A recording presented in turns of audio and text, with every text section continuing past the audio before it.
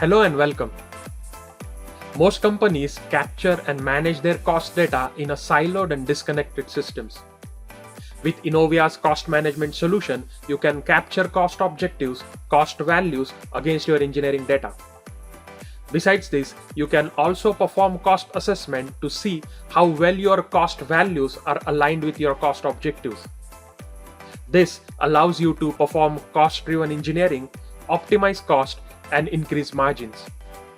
In this short tip, we'll see how you can seamlessly evaluate cost performance using Cost Assessment app. Tree View displays breakdown of cost performance based on your product structure. The Cockpit view allows you to perform a detailed analysis based on type of cost.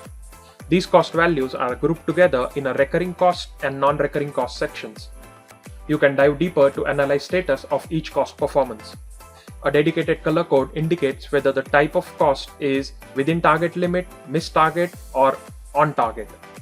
You can select specific cost type to perform detailed cost performance analysis. Overview section displays exact detail of your cost performance. You can refer to pie chart to find out structural distribution of your cost.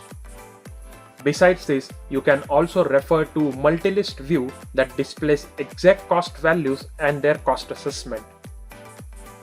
Further, you can refer to analytics to find out whether cost distribution is as expected or not.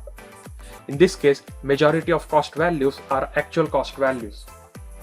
Different analytics such as target analysis allows you to find out number of cost values that have failed to reach the target. Beyond this, you can also refer to timeline view that allows you to confidently predict your cost performance in future based on the defined events. In this case, you can see that the upcoming labor contract is due to renew in July the 5th, which will lead to increase in direct labor cost by €150.